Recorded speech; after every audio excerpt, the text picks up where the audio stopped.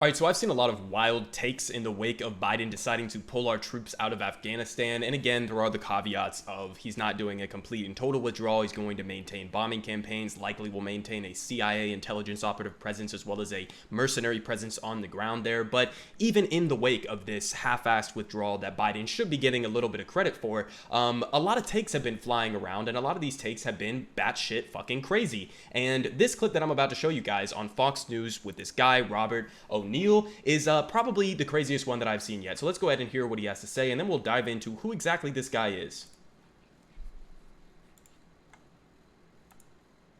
I don't want to be in charge, but if I was, I want to get the Americans? Cool. Give me 9 guys.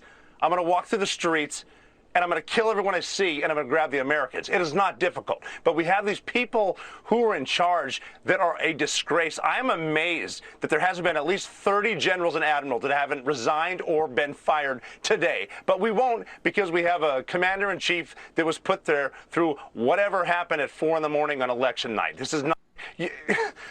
Okay, yeah, right. Okay, so throwing in a little bit of the election was stolen conspiracy there at the end, but let's just go back to that first part. Did you just say, drop me off in the middle of what? The streets of Kabul with 9 other guys, and you're going to kill everyone in sight until you get every American out? Is that really a viable strategy that you think would work to evacuate Americans from Afghanistan? Listen, there are fair criticisms to levy at Joe Biden for how he handled this process, right? I don't think he's getting enough of our allies that worked with us throughout the course of the war or the Americans that were still on the ground there. I don't think he went about it in as organized a way as possible or as rapidly as possible. Granted, it was always going to be a messy withdrawal regardless of how we exited. That's what it looks like to lose a war. But God damn, man, what the fuck are you saying? You're gonna drop down on the streets of Kabul and kill everyone you see? Men, women, and children? And look, the reality is, the answer to that, of whether or not he would be dropping down to kill men, women, and children, innocent bystanders, yes. Yes, that is the answer. That is what he actually means here. He would be willing to do that. And so listen, who is this guy that we're talking about right here? Rob O'Neill. Okay, so is this the same Rob O'Neill that posted this on Twitter? Did you see how the Taliban rolled through the streets and took back their country? I know a few dudes who would do the same with me right now. So this same guy, and the same guy who claims to be the guy who killed Osama bin Laden.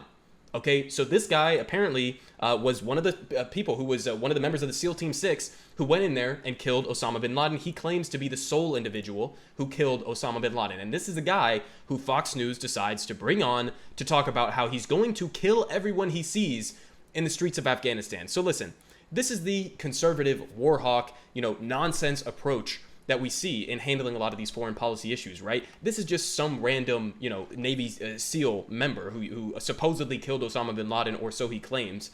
But this is emblematic of what conservatives would actually like to see in Afghanistan. They don't give a shit if innocent civilians are killed. And granted, that's a bipartisan issue because you go and look at something like Obama's drone program that killed 90% unintended targets. In other words, basically 90% innocent civilians that they call collateral damage. This is the view of a lot of these pro-war people, of a lot of these imperialists who just don't give a shit, right? Everything over in this region of the world, because they happen to not be white and they happen to not speak English, to these people, they don't matter. They don't count as human beings. And their lives have no value, to the point where he is literally saying, drop me off on the streets with a team of 9 other guys, and we will just do a massacre in order to try to get American civilians out, as if that would even work, right? I mean, as if that would even be a viable strategy. What do you think is going to happen if you drop down into a Taliban-controlled region like Kabul now, and you just start shooting everybody? Do you think that's really going to end well for you guys? This guy thinks that he's literally Rambo, okay? He has this weird delusional idea in his head